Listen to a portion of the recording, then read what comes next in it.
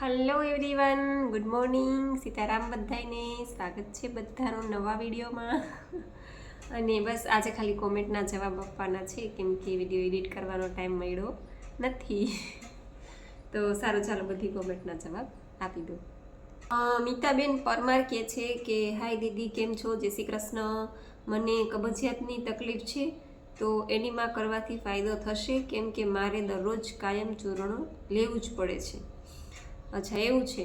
તમારે ટૂંકમાં કાયમ ચૂર્ણની તમને આદત પડી ગઈ છે. કાયમ ચૂર્ણ તમે લ્યો તો જ પેટ સાફ આવે. ઘણાને બધાને અલગ અલગ આદત હોય. કોઈ એમ કહે કે હું ગરમ પાણી પીવું પછી જ મને પેટ સાફ આવે.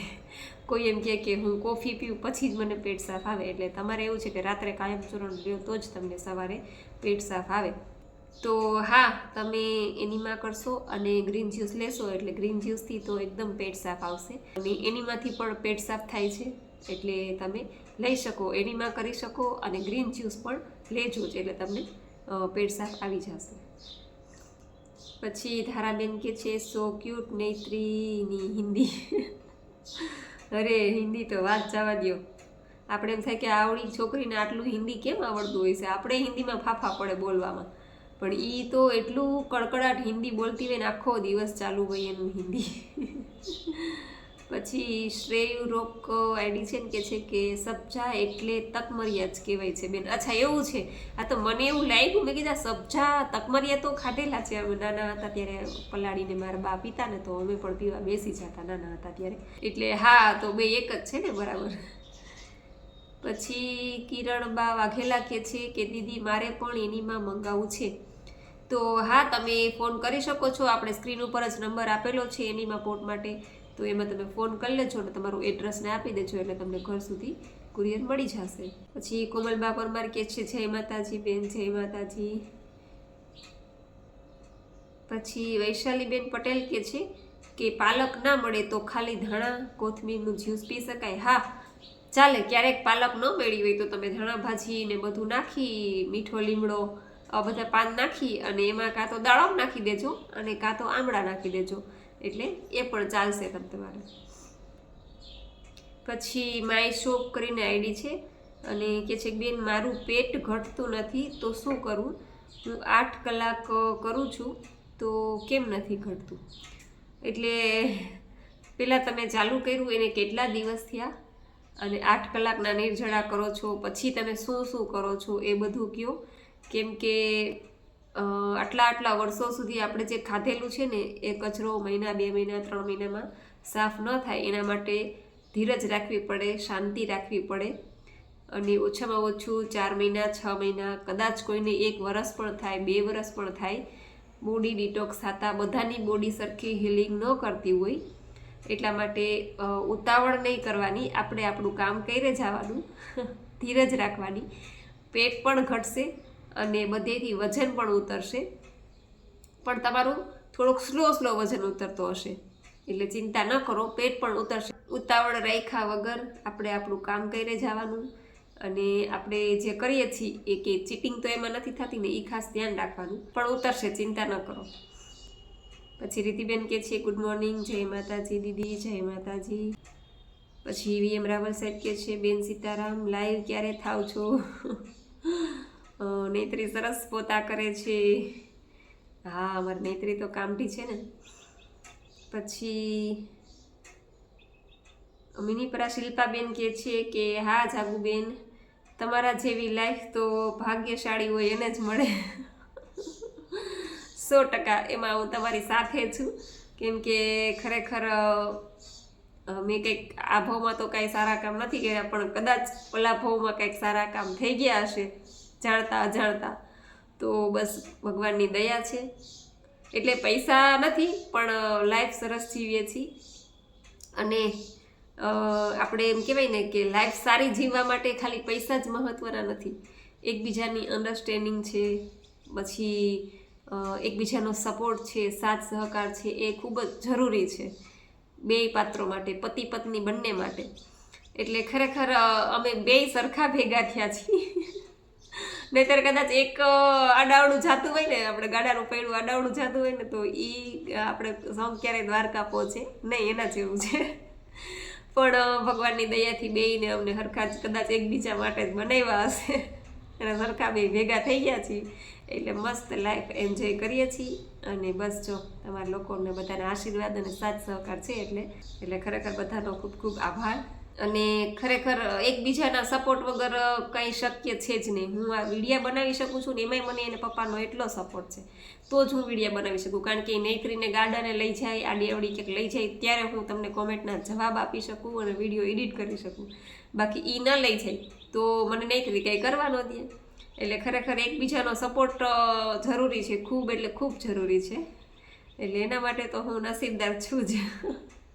પછી જીત કારાવત્રા આઈડી છે અને કહે છે કે બેન ભગવાન તમારું સારું કરે, કેમ કે તમે કેટલાયને રોગમુક્ત કર્યા છે અને તમે આવા ને આવા કાર્ય કરતા રહેજો. અરે બેન બસ આપણે તો એક નિમિત્ત માત્ર છીએ કે આંગળી ચીંધવાનું પણ પૂન છે અને એટલા માટે જ હું છે ને આટલી મહેનત કરું છું કે ટાઈમ કાઢીને વિડીયો બનાવું છું, કોમેન્ટના જવાબ આપું છું. ક્યારેક ફોન કોઈનો રિસીવ થાય છે નથી થતો તો એના માટે પણ મને દુઃખ થાય છે કે હું નથી કરી શકતી. પણ તમને લોકોને ખ્યાલ છે કે મારો શેડ્યુલ જ એવું છે કે છોકરું નાનું છે, પાછું પ્રોગ્રામનું હોય, આ છે તે છે, વ્યવહારમાં જવું એકલા હોય એટલે બધે આવું જવું પડે એટલે થોડુંક અઘરું થઈ જાય છે. પણ છતાં મારી બધી મહેનત કરીશ જેટલું પણ થશે એટલું. અને આમ પણ કહેવાય છે ને કે કોઈનું સારું ન થાય તો કાંઈ નહીં પણ કોઈનું ખરાબ તો ન જ કરવું જોઈએ. એટલે જેટલું થાય બને એટલું સારું કાર્ય કરીએ. અને બસ તમારા લોકોનો સાથ સહકાર અને સપોર્ટ છે, વિડીયા શેર કરતા રહેજો એટલે આપણે બધા આ સેવામાં જોડાઈએ. અને બધા એમ કહેવાય કે અને આમ પણ NDS જે લોકો કરતા હોય ને એ ખરેખર તો પુણ્યશાળી આત્મા હોય ને એ જ કરી શકે. એ જ લોકો NDS કરી શકે કે પુણ્યશાળી આત્મા છે. કેમ કે જીભનો સ્વાદ થોડો સહેલો નથી. ભલે આપણે એક ટાઈમ રાત્રે જમીએ છીએ પણ આખો દિવસ તો આપણે રો ફૂડ ઉપર કાઢીએ છીએ. એટલે એમ કહું ને કે આપણા કેટલા વર્ષોના એકટાણા થઈ ગયા. ઘણા લોકો એમ કે અમારે એક મારા બાપુ હતા ને એણે 14 વર્ષના એકટાણા કર્યા હતા. આજ બપોરેથી કાલ બપોરે જ ખાતા, બાકી કાંઈ નહીં. ચા પીવે, આખો દિવસ ચા પીધા કરે.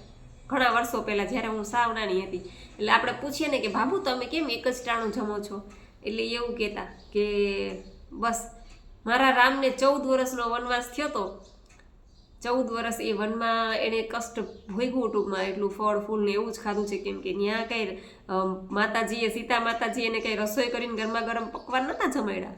14 વર્ષ એણે આવું જ ખાધું હતું. ફળ ફૂલ ઝાડ પાન પાણી જ્યાં મળે ત્યાં પી લેવાનું.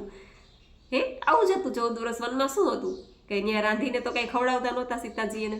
મારા બાબુ એવું કહેતા કે એણે 14 વર્ષ કષ્ટ ભોગવ્યું ને તો હું 14 વર્ષ અહીંયા કષ્ટ ભોગવીશ અને એક જ ટાણું જમીશ.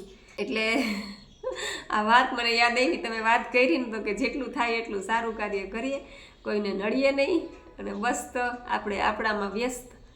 કોઈની આખી પાછી કરવી નહીં, કોઈની ચિંતા કરવી નહીં. આડોશ પડોશમાં કોણ શું કરે છે ને ક્યાં જાય છે ને કાંઈ ઉપાધિ નહીં. કેમ કે નવરા થાય તો બેસવાનો ટાઈમ રહે ને. આડોશ પડોશમાં બધા કેવા બેઠા હોય, હું તો ઘણી વાર જોતી હોય કે બધા બૈરાઓ બેઠા હોય પણ મને ટાઈમ જ નથી. પણ એ પણ સારી વાત છે કે નવરા થાય તો આપણે કંઈક મગજમાં બીજા વિચારો આવે ને આપણે આપણામાંથી નવરા જ ન થાય એટલા બધા વ્યસ્ત રહીએ. એટલે એવું છે.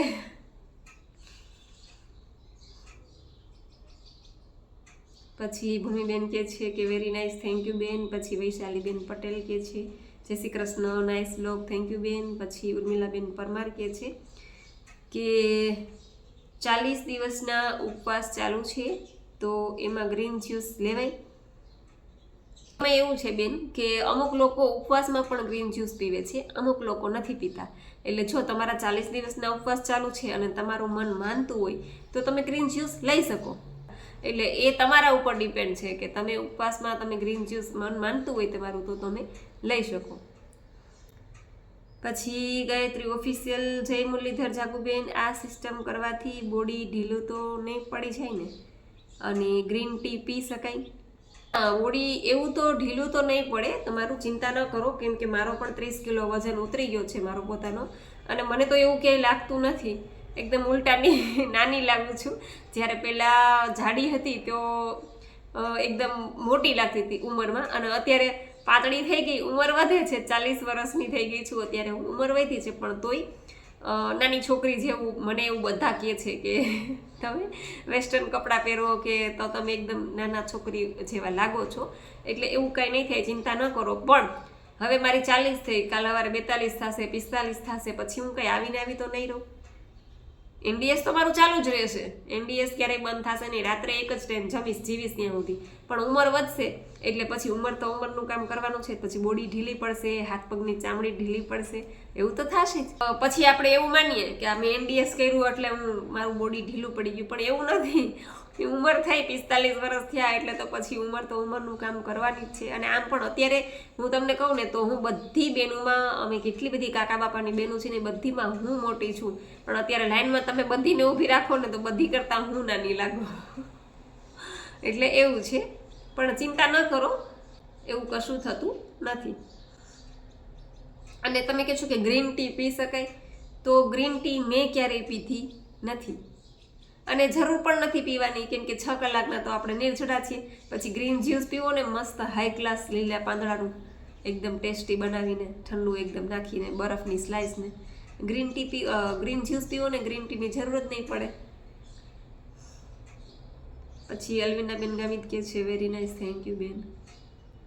પછી રંજનબેન વાલવી કહે છે કે જય શ્રી કૃષ્ણ બેન, હું તો રોજ તમારા વિડીયો જોઉં છું, સિસ્ટમ ફોલો કરું છું બેન, 7 થી 8 કલાકના નિર્જળા કરું છું અને ગ્રીન જ્યુસ પણ લઉં છું, પણ સવારે 4 વાગે ઉઠી જાઉં છું, એનીમાં લઉં છું અને એનીમાં લીધા પછી છાતીમાં થોડી બળતરા થાય છે, પણ મારું વેઇટ લોસ તો થયું છે, ઇંચ લોસ થયું છે અને કપડાં ઢીલા લાગે છે. તો બેન વ્યવસ્થિત સિસ્ટમ ફોલો કરે છે, 8 કલાકના નિર્જળા કરે છે, ગ્રીન જ્યુસ પણ લે છે અને બેનનું વેઇટ લોસ પણ થયું છે અને ઇંચ લોસ પણ થયું છે. કપડાં બેન કહે છે કે ઢીલા લાગે છે.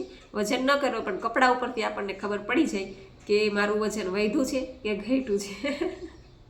એટલે બેન કહે છે વજન તો ઉતર્યું જ છે, પણ જ્યુસ લીધા પછી છાતીમાં થોડી એવી બળતરા થાય છે. તો એવું લાગે તો ફુદીનાનું પ્રમાણ થોડું ઓછું રાખજો અને આદુનું પ્રમાણ પણ થોડું એવું ઓછું રાખજો, કેમ કે ઉનાળો આવ્યો છે એટલા માટે. અને છાતીમાં જે બળતરા થતી હોય ને એ થવાનું કારણ બીજું પણ હોઈ શકે. તમે એવું કહો છો ને કે રાત્રે ટૂંકમાં છાતીમાં બળતરા થાય છે એવું કહો છો ને, એટલે એનું કારણ એ પણ હોઈ શકે. રાત્રે રાંધેલું આપણે બોડીને આપ્યું હોય ને એટલે એ થોડીક સવારમાં બોડી ડિટોક્સ થતું હોય એટલે આપણે એવું થાય કે છાતીમાં બળતરા થાય છે, આમ છે તેમ છે એવું આપણને ફીલ થાય. પણ હકીકતમાં એનાથી કંઈ ટેન્શન લેવા જેવું નથી, ચિંતા ન કરતા, કંઈ થશે નહીં. બોડી અંદર ડિટોક્સ થતું હોય એટલે પણ આપણને એવું ફીલ થતું હોય, કેમ કે રાત્રે આપણે રાંધેલું આપ્યું છે બોડીને એટલે. બાકી રાત્રે પણ રાંધેલું આપતા બંધ થઈ જાય ને તો કોઈ પ્રોબ્લેમ જ નથી. રાત્રે આ તો આપણને આદત છે એટલે આપણે થોડુંક આપીએ છીએ 30-40%, 50% રાંધેલું. પણ હવે આદત પડી ગઈ છે એટલે વર્ષોની આદત છૂટે નહીં ઘડીકમાં. પણ ચિંતા ન કરો, એનાથી કંઈ પ્રોબ્લેમ જેવું નથી, પણ તમારો વજન ઉતરી ગયો છે તો એ સારી વાત છે. પછી શીતલબેન તલસણિયા કહે છે નૈત્રી દીકરી ક્યુટ લાગે છે અને ડાન્સ સારો કરે છે, લાડકી દીકરીને જાજી કમવા. થેન્ક યુ બેન, ખૂબ ખૂબ આભાર. પછી રક્ષાબેન ગોહિલ કહે છે વાહ નાઇસ ડાન્સ નૈત્રી, થેન્ક યુ બેન. પછી અનિલભાઈ કહે છે જય સ્વામિનારાયણ. પછી જ્યોત્સનાબેન પંચાલ કહે છે કે બહુ ક્યુટ લાગે છે, થેન્ક યુ બેન.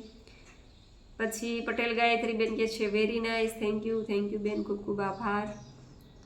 પછી ચાર્મીબેન ઠક્કર કહે છે કે વાહ નૈત્રી તો ફાઇન લાગે છે, થેન્ક યુ. પછી રીટાબેન જીવાણી કહે છે કે વાહ નૈત્રી બેન તો ફાઇન લાગે છે, થેન્ક યુ બેન. પછી HP ગેમિંગ આઈડી છે ને નૈત્રી તો સરસ ડાન્સ કરે છે, થેન્ક યુ, ખૂબ ખૂબ આભાર. અને બસ આ સાથે જ વિડીયો પૂરો કરું છું. તમને વિડીયો કેવો લાગ્યો એ જરૂરથી કહેજો, લાઈક કરજો, શેર કરજો અને ચેનલમાં પહેલી વાર હોય તો ચેનલને સબસ્ક્રાઈબ કરી લેજો. તો મળશું પાછા કાલે નવા વિડીયો સાથે. ત્યાં સુધી આવજો. જય સિયારામ, જય રામજી કી.